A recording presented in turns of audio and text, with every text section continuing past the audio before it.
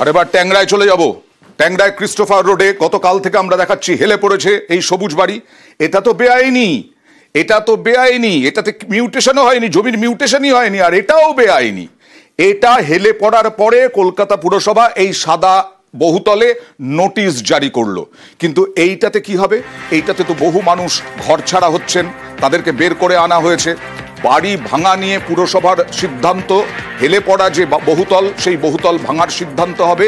Structural ইঞ্জিনিয়াররা তারা আগে রিপোর্ট দেবেন যে এই বহুতল হেলে পড়লেও, কলকাতা শহরে অনেক বহুতল আছে হেলে পড়া, কিন্তু সেগুলো ভাঙার প্রয়োজন হয়নি। তাহলে এই বেআইনি নির্মাণ তো ভাঙতে হবে। কি বলছেন স্থানীয় বাসিন্দারা?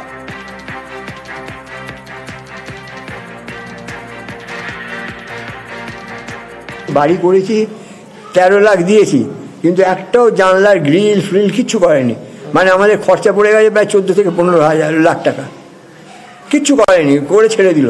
এবার আপনারা করেনি। ও জল লাইন, জলের জন্য পয়সা দিতে হয়েছিল, কারেন্টের জন্য পয়সা দিতে হয়েছিল। কালকে মেয়র সাহেব এসেছিলেন, উনি বলে গেলেন বাড়িটা ভাঙা যদি হয়ও আপনারা পাবেনই, কারণ 3 তলা অবধি স্যাংশন করে আমরা করে দেবো। না, পুরোনো এখন এফআইআর হয়নি। আজকে আমরা যে কজন মানে রিয়েল মানে কেনা তারা সব বসে ঠিক করব যে এফআইআর করার কথা চিন্তা করব। কাজটা ডিফ্লেকশন কতটা হয়েছে, বাড়িগুলো কতটা ভার্টিক্যাল ডিফ্লেকশন হয়েছে সেটা দেখে না। টেস্টটা হয়ে যাক, উনি এসছেন, অনেকগুলো টেস্ট বাকি আছে, সব করে আমরা বলা যাবে। অর্থাৎ বাড়িটা ভাঙা হবে কিনা, এফআইআর হয়ে গেছে, যতক্ষণ না ওই ব্যক্তি বক্তব্য দিচ্ছেন ততক্ষণ হয়নি, তারপরে এফআইআর হয়েছে। আমি সরাসরি চলে যাব সুদীপ্তর কাছে। সুদীপ্ত, দুটো বেআইনি নির্মাণ, একটা তো বেআইনি নির্মাণ করেছে ছাদের ওপরে, আরো তুলেছে আরো নির্মাণ, আর এদিকে যে সবুজটা সেটা পুরোপুরি বেআইনি, কেউ দেখেনি।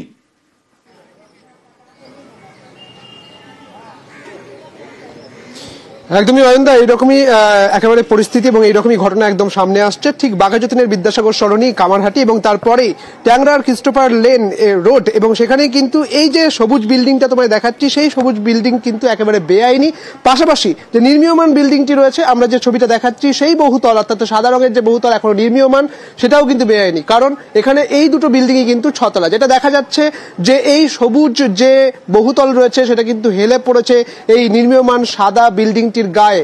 এবং আজকে ঠিক একেবারে 10:30টা নাগাদ কেএমসি থেকে যে এক্সিকিউটিভ ইঞ্জিনিয়ার এবং যাদবপুরের যে স্ট্রাকচারাল ডিপার্টমেন্টের যিনি প্রধান, সেই ইঞ্জিনিয়ার যখন এলেন, তারা সেখানে একদম মাপজোপ করলেন এবং এই যে দড়ি এবং তার সঙ্গে ইট ফেলে একদম সেন্টার টু সেন্টার এই মাপজোপ তারা করলেন। যেটা দেখা যায় এখানে যে এই উলম্বভাবে কোনো বিচ্যুতি হয়েছে কিনা, কতটা হেলান দিয়ে পড়েছে সেটাও কিন্তু এখানে দেখা যায়। একদম সেন্টার টু সেন্টার এই দড়ি যখন ফেলা হয়, যদি এই দড়ি একদম দেওয়াল বরাবর, ঠিক যেরকম সাদা বিল্ডিং এ রয়েছে, এই দেওয়াল বরাবর যদি লেগে থাকে, তাহলে পরে দেখা যায় যে এখানে কিছু বিচ্যুতি হয়নি। যদি দেওয়াল 13 লাখ টাকা দিয়েছে, সব দেখা হচ্ছে, একদম টেকনিক্যালি দেখা হচ্ছে, কিন্তু বিষয়টা হচ্ছে যে 13 লাখ টাকা একজন দিয়েছেন তার ফ্ল্যাটের জন্য, সেই ফ্ল্যাটের কোনো কাগজপত্র নেই, কিছু নেই, সেই ফ্ল্যাট বেআইনি। তারপরেও 13 লক্ষ টাকা দিয়ে ফ্ল্যাট কিনলেন, হেলে পড়লো, এখন ভয় আতঙ্ক।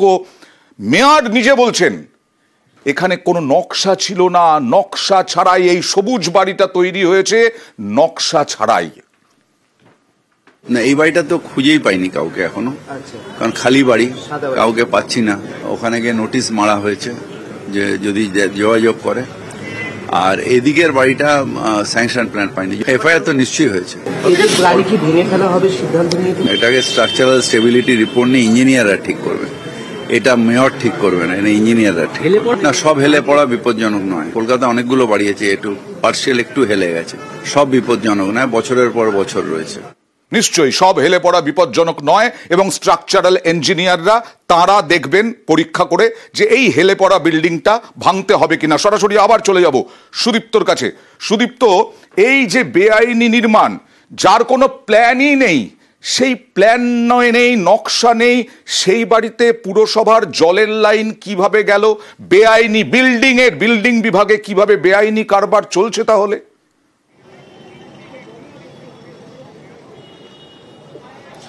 একদমই অনন্ত, আমরা যখন কথা বলেছিলাম ঠিক এই সবুজ বাড়িটি, এই বহুতলে কিন্তু 13টি ফ্যামিলি রয়েছে এবং এই 13টি পরিবারের মধ্যে 7টি পরিবার তারা কিন্তু এই ফ্ল্যাটের মালিক, বাকি যারা রয়েছেন তারা রেন্টে রয়েছেন।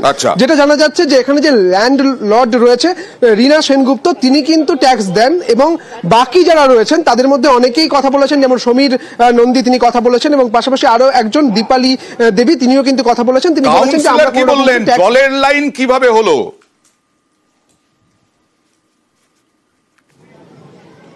এই প্রশ্ন যখন আমরা কাউন্সিলরকে করেছিলাম তখন তিনি বলছেন এই প্রশ্নের উত্তর তিনি দিতে পারেননি, কারণ তিনি বলছেন যে এই যখন ট্যাক্স দেওয়া হতো না, এই যখন কোন রকম ভাবে কোন রকম প্ল্যানিং ছাড়াই প্ল্যানিং ছাড়া নকশা ছাড়া এই অ্যাপার্টমেন্ট হয়ে গেল, বহুতল হয়ে গেল। কাউন্সিলর বলছেন 5 বছর আগে কি করে হলো তিনি অবাক হয়ে যাচ্ছেন এখন, এবং জলের লাইন যে কি করে গেল তা এড়িয়েই গেলেন তিনি। দেখুন এখন এখানে জল কি করে পাওয়া যেত, কারেন্ট কি করে পাওয়া যেত, এত পুরনো একটা নির্মাণ করা বাড়ি, এরা কি কেনই বা এরা কোনো কাগজপত্র না দেখে এইখানে ফ্ল্যাট কিনলো, অনেকগুলো প্রশ্ন আসে এখানে। বাড়িটা কি করে তৈরি হলো যে বাড়িওয়ালা সে ফোরে একটা প্রমোটারের পাল্লায় পড়লো, সেই ফোরে প্রমোটার তাকে কি বুঝিয়ে কোনো কাগজপত্র ছাড়া একটা বিল্ডিং তৈরি করে দিল। আজকে প্রায় 5-6 বছর আগেকার এই বাড়ি, সেইখানে তারা যারা ফ্ল্যাট কিনলো তারাও কোনো কাগজপত্র দেখাতে পারছে না, নোটারির বেসিসে তারা ফ্ল্যাট কিনেছে। তো সেই প্রশ্নগুলো তো আছেই।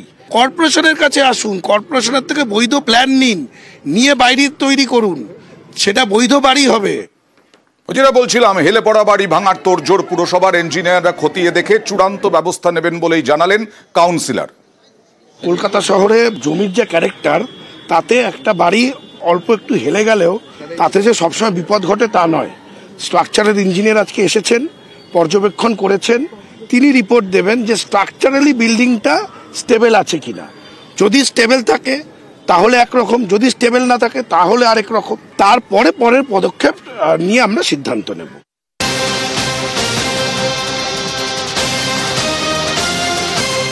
এই বহুতল তৈরির মাত্র 1 বছর 7 মাসেই ক্রিস্টোফার রোডে হেললো বহুতল। ফের প্রশ্নে বিল্ডিং বিভাগ বিনা অনুমতিতে নির্মাণ, মিউটেশন ছাড়াই ফ্ল্যাট বিক্রি, বাসিন্দাদের মিউটেশন মানে জমির মিউটেশন, বাসিন্দাদের কাছে নেই ট্যাক্সের রসিদও, স্ক্যানারে প্রমোটারও, বিপর্যয়ের পরেই বেপাত্তা।